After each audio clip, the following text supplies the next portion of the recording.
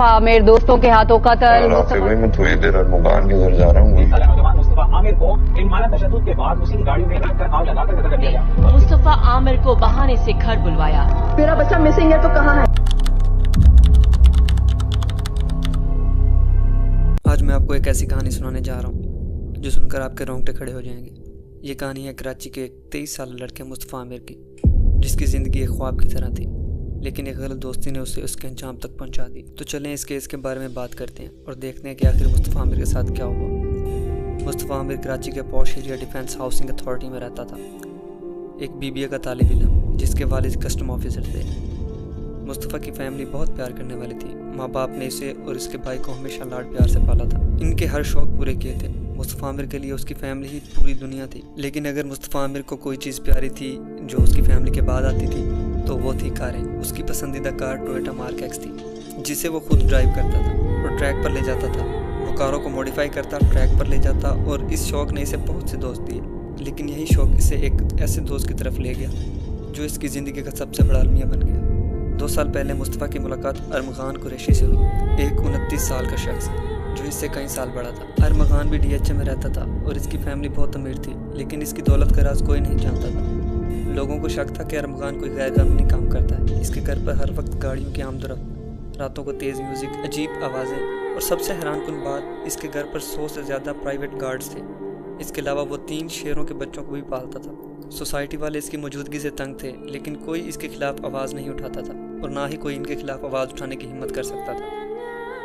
अरमगान के वालिद भी अजीब शोहरत रखते थे और लोग इनसे डरते थे। लेकिन मुस्तफ़ा और अरमगान की दोस्ती कारों के शौक़ की वजह से हुई। वो एक ही ट्रैक पर मिले और फिर दोनों अच्छे दोस्त बन गए। अरमगान के साथ दोस्ती के बाद मुस्तफ़ा की ज़िंदगी बदलने लगी। जल्द ही उसे पता चल गया कि अरमगान की दौलत का राज मंशियात का कारोबार है। अरमगान पाकिस्तान की ड्रग ट्रेड का बड़ा खिलाड़ी था, जो हाई सोसाइटी में ड्रग सप्लाई करता था। वो खुद भी ड्रग इस्तेमाल करता था।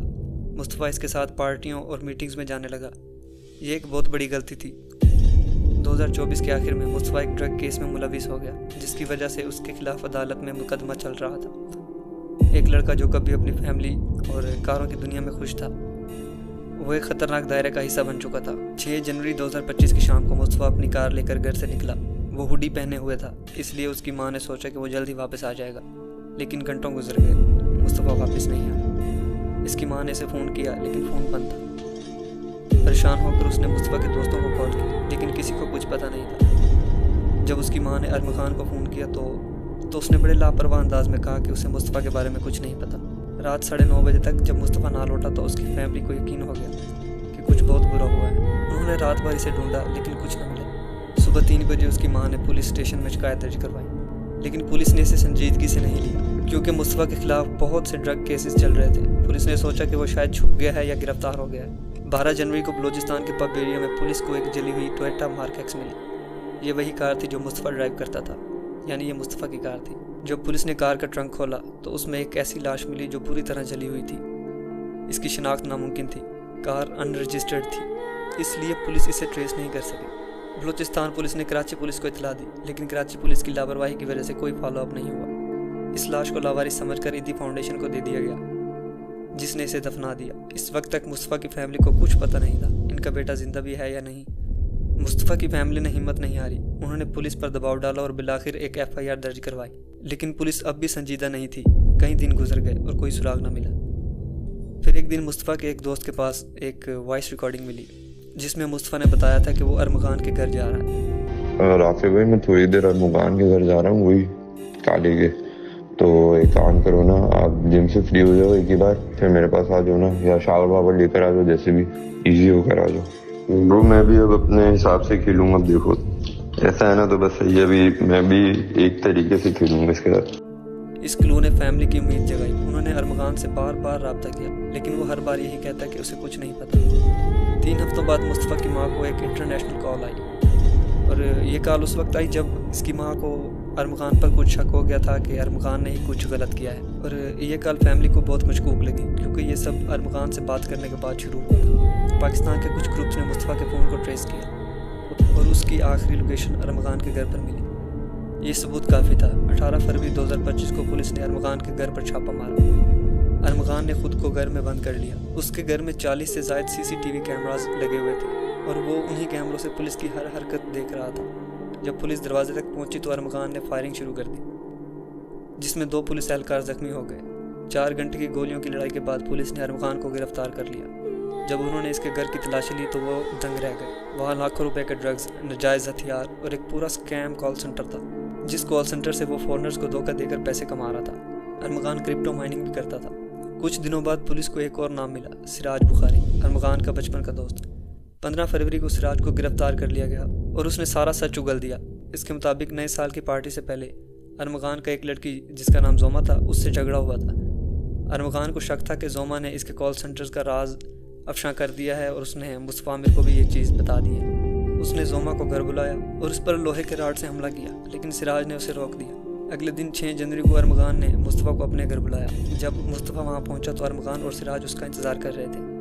ارمغان نے مصطفیٰ پر آئرن راڈ سے حملہ کیا اور اس کو بے ہوش کر دیا اور اس کے کپڑے اتار دیا اور اسے اسی کی کار کے ٹرنک میں ڈال دیا۔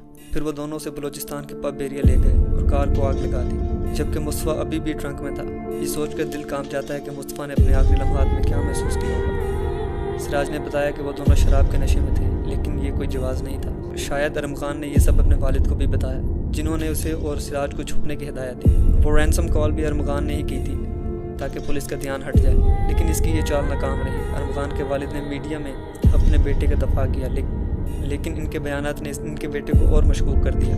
جب مصطفیٰ کی فیملی کو مصطفیٰ کی موت کا پتہ چلا تو وہ 2 دن تک گھر میں بند رہے، حقیقت کو قبول کرنے کی کوشش کرتے رہے، لیکن اس کی ماں نے ہمت کی اور اپنے بیٹے کے لیے انصاف مانگنا شروع کر دیا۔ انہوں نے عدالت سے لاش کو نکالنے کا آرڈر لیا اور DNA ٹیسٹ سے ثابت ہوا کہ وہ مصطفیٰ ہی تھا۔ اس کی ماں نے سوشل میڈیا پر جسٹس فار مصطفیٰ مہم شروع کی، جو وائرل ہو گئی۔ اس کی وجہ سے پولیس اور عدالت پر دباؤ پڑا۔ کراچی پولیس کے کچھ افسران کو معطل کیا گیا کیونکہ انہوں نے کیس کو لاپرواہی سے ہینڈل کیا تھا۔ ارمغان نے بالآخر اپنے جرم کا اعتراف کر لیا۔ کئی نام سامنے ہیں، جن میں ایک مشہور اداکار کے بیٹے کا نام بھی شامل تھا، لیکن وہ اپنے ملوث ہونے سے انکار کر رہے ہیں۔ سراج نے عدالت میں اپنا بیان واپس لے لیا، جس سے مقدمے پر اثر پڑا، لیکن کیس ابھی بھی جاری ہے۔ آخر میں دوستوں، یہ کیس ہمیں بتاتا ہے کہ ایک غلط دوستی آپ کی زندگی کو کس طرح تباہ کر سکتی ہے۔ مصطفیٰ ایک پرجوش لڑکا تھا، لیکن اس کا شوق ہی اس کے لیے وبال بن گیا۔ لوگ کہتے ہیں کہ مصطفیٰ خود جرائم میں ملوث تھا تو اسے ہمدردی نہیں ملنی چاہیے، لیکن میں کہتا ہوں کہ وہ کسی کا بیٹا تھا، بھائی تھا۔ اس کی فیملی کا دکھ کوئی نہیں سمجھ سکتا اور نہ ہی اسے کوئی کم کر سکتا ہے۔ انصاف صرف مصطفیٰ کے لیے نہیں، اس کی فیملی کے لیے بھی ضروری ہے۔ امید ہے کہ یہ کہانی آپ کو پسند آئی ہوگی۔ اگر آپ کو یہ کیس پسند آیا تو اپنے خیالات ضرور شیئر کریں اور ہاں، اپنے پیاروں کا خیال رکھیں۔ جلد ملیں گے ایک نئی کہانی کے ساتھ۔ خدا حافظ۔